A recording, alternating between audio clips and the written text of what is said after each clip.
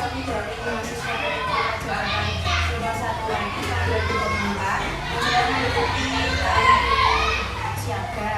Di sini kami mendapatkan tugas dari pembina pelatih untuk bertanya kepada pembina gugus depan terkait dengan pramuka di sekolah. Sebelumnya perkenalkan, nama saya Nur Rahma dari Sragen. Saya Dika dari Sragen. Saya Dewi dari Sragen. Saya Dewi dari Sragen. Langsung saja Kak. Hari ini kita akan menanyakan mengenai pramuka siaga. Untuk yang pertama, di sekolah SD Jurang Jero 2 ini menerapkan SKU dan SKK untuk mengembangkan keterampilan dan karakter pramuka itu bagaimana kita? Kalau terima kasih Pak. Untuk di sini untuk Jurang Jero 2 itu untuk penerapan SKU dan SKK itu sesuai dengan golongan, karena di SD itu sekarang sudah dibagi menjadi dua. Untuk yang kelas 1 sampai kelas 3 itu adalah golongan siaga, dan kelas 4 sampai kelas 6 itu adalah golongannya penggalang. Sedangkan untuk tata cara SKU dan SKK, untuk di SKU itu setiap 2 bulan sekali kita ada tes SKU minimal sekitar 3 poin per anak sesuai dengan kemampuan.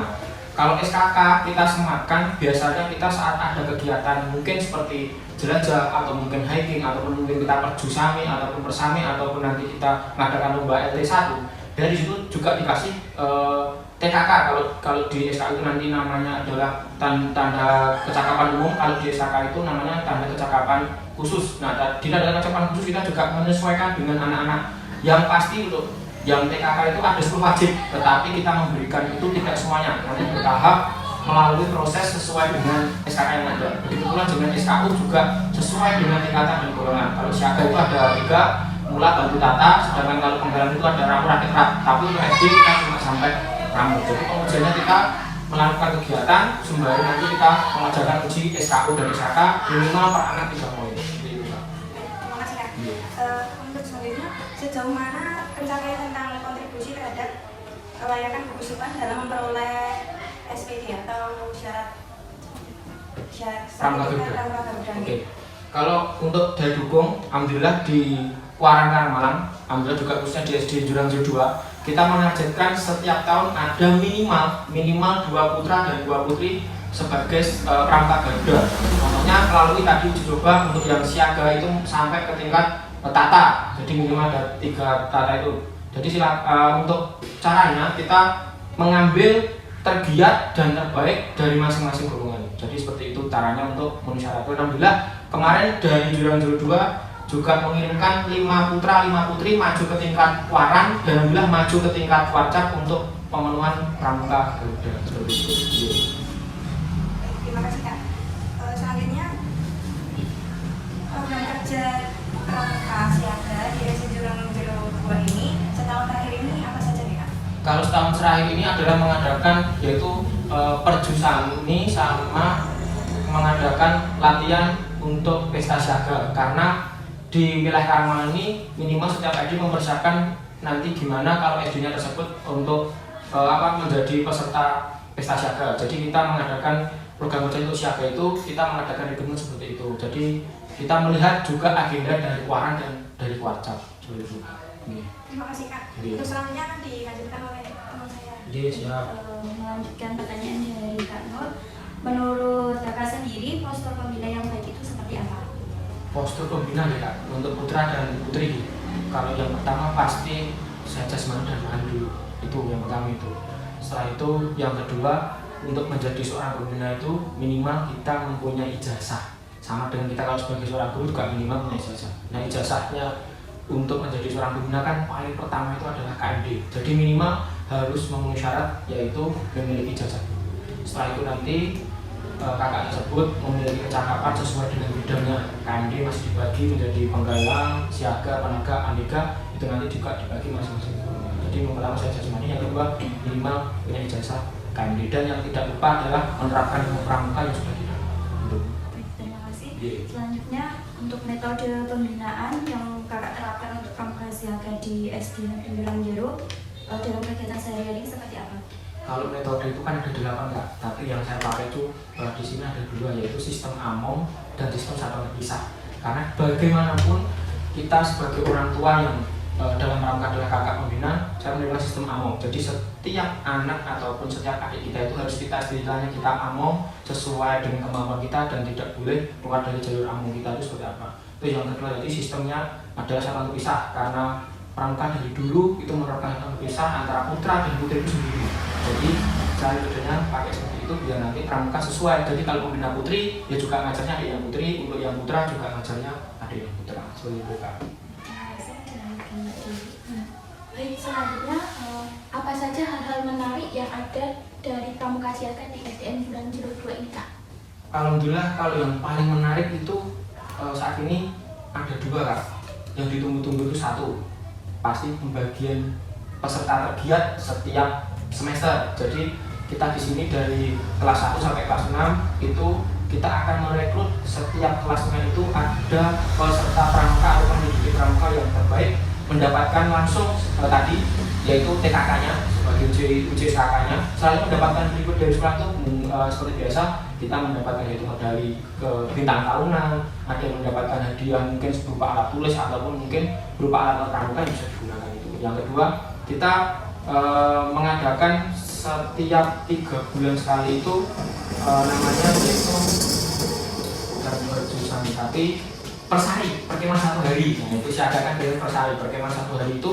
Jadi dari pagi sampai nanti kita sore itu ada kegiatan di gudeg yang antusiasnya adik adalah mengikuti itu karena programnya sangat bisa dikemas dengan bentuk permainan, bisa dikemas juga dalam bentuk kegiatan seperti jelajah ataupun nanti dibentuk juga kegiatan seperti yang mungkin adik-adik inginkan karena juga kita pramuka menerapkan materinya juga seperti hari ini materi apa, materi seperti itu. Jadi itu programnya setiap 3 bulan sekali kita adakan seperti itu biar adik-adik itu juga nggak jenuh pramuka cuma di ruangan saja, tapi juga kita ajak keluar, kita juga ada kegiatan rewards-nya dan kegiatan seperti itu gitu Kak. Baik, terima kasih. Selanjutnya, bagaimana cara dalam mengelola organisasi dan administrasi kepramukaan di SD ini? Oke, administrasi gudeg ya Kak utama nih. Kalau administrasi gudeg itu banyak sekali, tapi untuk di situ ada organisasinya, yaitu dari Kamadigus, yaitu kepala sekolah. Habis itu ada ketua gudeg ataupun kalau di sekolah itu wakil kesiswaan seperti itu. Habis itu nanti ada pembina golongan. Pembina golongan itu ada dari golongan siaga dan dari golongan dalam. Kalau di sini yang kelas 4, 5, 6 itu yang megang adalah saya sendiri karena sudah sistemnya itu ragu, jadi kita bikin ragu. Tapi kalau yang kelas 1, 2, 3 kita bikin baru nanti untuk yang itu adalah dibantu. Jadi guru yang kelas 4, 5, 6 itu membantu guru kelas 1, kelas 2. Untuk administrasi kita mulai dari data peserta anak-anak ataupun adik-adik pramuka sampai data ke tingkat kita pembina itu kita punya masing-masing. Dan di situ nanti setiap 1 tahun kita mengadakan namanya mugus usaha harusnya itu 5 tahun, tapi biasanya kita juga mengikuti SK dari sekolahan untuk pembagian tugas. Jadi seperti itu Kak untuk administrasi. Terima kasih. Yeah. Baik, untuk selanjutnya Kak, apakah terdapat problem pada pengelolaan gudeg ini dan apabila ada, bagaimana cara pembinaannya? Kalau problem pasti ada Kak. Problem yang paling utama itu adalah dari dukung masyarakat. Satu yang pertama itu, karena apa? Di sini kalau pramuka tanpa kita memberitahukan dengan orang tua, tanpa kita mensosialisasikan kepada masyarakat, namanya pramuka itu nanti juga akan ikut jelek. Itu yang pertama pasti kita harus untuk caranya kita harus sosialisasi kepada masyarakat dan kita bekerjasama dengan stakeholder yang ada di sekolah maupun yang kita punya seperti itu. Jadi permasalahan dari lingkungan masyarakat pasti. Yang kedua pasti tidak jauh namanya tentang pendanaan. Nah, semua kegiatan pasti bersumber dengan pendanaan Kak. Kalau kegiatan di SD Durang Jero 2 itu pendanaan itu yang sulit adalah ketika kita ada kegiatan. Contohnya tadi SD kita ditunjuk sebagai pesta siaga.